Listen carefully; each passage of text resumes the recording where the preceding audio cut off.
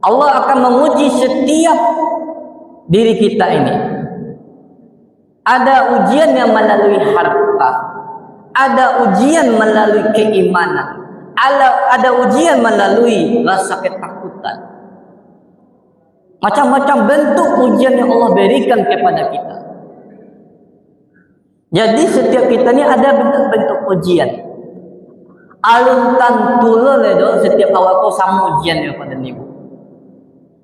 Kadang orang mali ada si fulan, yang hidup ini tenang santai saja, kayak ada ujian. Padahal sedang ada ujian. Mungkin ujiannya adalah keimanannya. Hartanya mungkin banyak, tapi imannya diuji oleh Allah. Sabbih isma rabbikal a'la alladhi khalaqa fasawwa. Ahyana ba'dama amatana wa ilaihin nusur. Asyhadu an la ilaha illallah wahdahu la syarika lah, wa asyhadu anna Muhammadan 'abduhu wa rasuluh. La nabiyya ba'da amma ba'du. Puji dan syukur atas kehadirat Allah Subhanahu wa taala, yang mana Allah melimpahkan rahmat dan karunia-Nya kepada kita semua, sehingga kita masih diberi tugas oleh Allah untuk menyelesaikan tugas tanggung jawab kita dan ingin melewati ujian-ujian kita di dunia ini. Salawat beriringkan salam, mudah-mudahan masih tercurahnya keselamatan untuk baginda kita, yakni yang Nabi besar kita Muhammad sallallahu alaihi wasallam, yang mana yang telah berjuang dengan para sahabatnya, dengan para keluarganya untuk mengeluarkan kita dari alam jahiliyah ke alam Islamiyah. Bapak-bapak, ibu-ibu, kaum muslimin, kaum muslimat yang dirahmati oleh Allah, kita pernah berpikir, kenapa selama hidup kita ini pasti ada namanya ujian. Dari kita masih tahun-tahun sebelumnya, pasti ada ujian yang kita hadapi tiap tahun. Dan pernah pun kita berpikir, kapan berhenti ujian yang kita hadapi ini? Dalam hadis riwayat Muslim mengatakan, sesungguhnya hidup di atas dunia ini ibaratkan kita menghadapi ujian untuk ke akhirat. Jadi kita hidup di atas dunia ini, bapak-bapak dan ibu-ibu, ini kita sedang ujian. Semua awak diibaratkan di sekolah dulu. Kan di sekolah kan begitu juga. Mulai dari SD, tamat SD, naik ke SMP, ada juga ujian SMP. Selesai SMP, naik ke SMA, ada juga ujian. Sampai ke perguruan tinggi pun ada ujiannya. Baik itu pula kita di dunia bapak dan ibu, kita ibaratkan masih sekolah di situ. Sekolah di dunia bapak ibu. Lalu kita menghadapi ujian-ujian yang Allah berikan kepada kita. Untuk apa Allah memberikan ujian kepada kita? Agar Allah mengetahui, agar bisa melihat perbedaannya, mana orang-orang yang beriman, mana orang-orang yang tidak beriman. Jangankan kita sebagai manusia biasa pada hari ini, manusia-manusia sebelumnya, nabi-nabi Allah pun diuji oleh Allah. Mulai manusia pertama diciptakan oleh Allah pun diuji oleh Allah. Jadi ujian kau nak zaman awak saya adul, tapi dari manusia pertama pun Allah menguji. Karena di sanalah bentuk keyakinan kita, kehambaan kita kepada Allah. Kenapa? Setiap manusia, setiap makhluk Allah pasti akan diuji oleh Allah.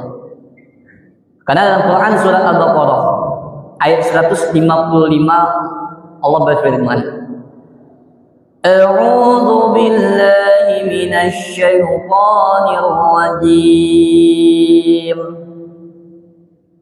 Bismillahirrahmanirrahim.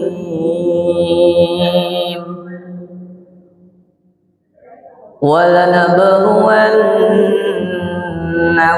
بِشَيْءٍ مِّنَ الْخَوْفِ وَالْجُوعِ وَنَقْصٍ مِّنَ الْأَمْوَالِ وَالْأَنفُسِ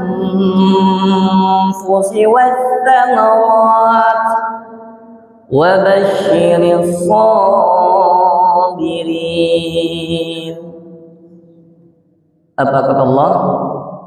Dan kami pasti akan menguji kamu dengan sedikit ketakutan, kelaparan, kekurangan harta, jiwa, dan buah-buah. Dan sampaikanlah kabar gembira kepada orang-orang yang bersabar. Dalam surat Al-Baqarah ayat 155 ini jelas Allah akan menguji setiap diri kita ini. Ada ujian yang melalui harta, ada ujian melalui keimanan, ada ujian melalui rasa ketakutan. Macam-macam bentuk ujian yang Allah berikan kepada kita. Jadi setiap kita ini ada bentuk-bentuk ujian. Alun tantulo ledo setiap awak ko sama ujian daripada nibu. Kadang awak mali ada si fulan yang hidupnya tenang, santai saja, kayak ada ujian. Padahal sedang ada ujian. Mungkin ujiannya adalah keimanannya. Hartanya mungkin banyak. Tapi imannya diuji oleh Allah. Ada juga sebaliknya. Iman kita kuat, ibadah kita rajin, tapi diuji dengan namanya harta. Dan ada yang lebih luar biasa ya Bapak dan Ibu. Tidak memiliki harta, iman pun tidak ada. Ini luar biasa ujian ini. Ini luar biasa orang-orang kayak ini. Allah nak punya iman, nak punya harta. Jadi setiap manusia ini memiliki namanya ujian. Lalu apa kata Rasulullah? Kata Rasulullah, sebagai kita seorang mukmin, ketika seorang mukmin menghadapi ujian, dia tidak menganggap ujian itu sebagai musibah. Tetapi seorang mukmin, ujian tersebut salah satu bentuk kasih sayang Allah kepada dirinya. Makanya dalam surah Al-Baqarah tadi apa kata Allah? Sampaikanlah kabar gembira kepada orang-orang yang sabar. Maksudnya apa? Ketika kita diberi ujian, bersabarlah kita. Kalau sabar menghadapi ujian Allah, insya Allah akan membantu menyelesaikan ujian kita. Bukan menyelesaikan, tapi membantu untuk menghadapi ujian tersebut. Kapan berhentinya ujian yang kita hadapi ini? Samulo di sekolah, ketika selesai sekolah tamat baru selesai ujian. Maupun ujian di dunia. Kalau nyo selesai ujian ko, kapan kau selesai ujian di dunia ko? Nyo selesai di dunia ko. Jadi kalau bapak ibu minta nyo selesai ujian, ayo tanda-tanda minta kasinan itu. Ya Allah, bila selesai ujian ni ko ya Allah, ali siap bapak ibu pikir. Kadang Allah lagi remedi namu halo. Tahu ibu remedi. Bersyukur wa. Ketika Allah beri kita hidup lagi, berarti tandanya tu ada dua kemungkinan, ditambah ujiannya atau remedi. Aduh tentunya. Bersyukur pada ni. Kalau kami minta jual rasul-rasulnya, kalau rasul-rasul pandai iman mako, lah banyak amalan kau, ayo cepat selesai sudah lah. Tapi Rasulullah SAW dia cuba-cuba minta berhenti ujian Pak Ibu. Di berhenti ni ujian ya Allah, langsung. Akhirnya macam nilai merah seduannya. Agar ya Allah dia kira dan dia waktu tu diminta selesai juga. Abah kira remedi. Abah coba mengulang lewat selesai. Jadi inilah kunci dalam hidup Bapak dan Ibu. Kita hidup di atas dunia ini ibaratkan lagi ujian. Kita sebagai mukmin hadapilah ujian itu dengan sabar dan rasa syukur. Alhamdulillah Allah masih memberikan kita ujian. Kalau Allah tidak memberikan kita ujian Bapak dan Ibu, tandanya apa? Allah tidak memperhatikan kita. Nak masuk dalam absen Bapak dan Ibu. Lai ado, tapi nak dianggap tak ado. Punya, hakikatnya kita Bapak dan Ibu. Kalau merasa wak, nak ado pernah tu diuji di Allah, dah ado tanya. Lai masuk absen wak. Awak hadir tiari tapi nak di absen di Allah tu. Tapi kalau dia gini ujian, masuk absen wak tu. Bersyukur Bapak dan Ibu. Ketika merasa berat ujian kita, alhamdulillah balik kai magi ujian. Curhat kepada Allah, baca runyong menyelesaikan. Balik kepada Allah balik. Untuk itu bapak-bapak dan ibu-ibu, kaum muslimin kaum muslimat yang dirahmati oleh Allah. Manfaatkanlah hidup di dunia ini. Mari kita selesaikan ujian kita di dunia ini dengan sabar dan syukur. Mari kita selesaikan ujian di dunia ini dengan tuntas kita mudah-mudahan. Jangan sampai awak nak tuntas awak ujian awak bersiko kepada. Kalau nak tuntas Bapak dan Ibu, kalau masih ada hari suat untuk remedi, alhamdulillah. Kok tak ada Bapak dan Ibu, apa ngan awak ni?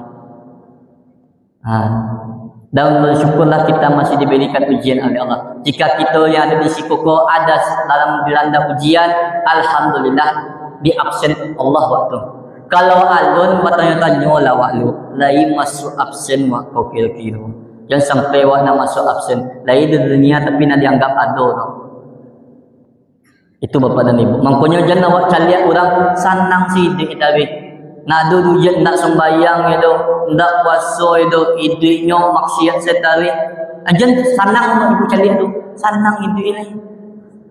Berarti tandanya ada dua kemungkinan kalau nak diuji oleh Allah, bisa jadi itu nak masuk absen di Allah sudah.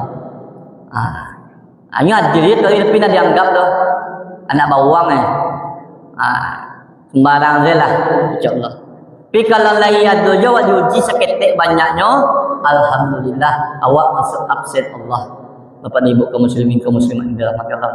Mungkin hanya itu dapat kajian kita pada subuh hari ini Bapak dan Ibu. Wabillahi taufiq wal hidayah. Assalamualaikum warahmatullahi wabarakatuh.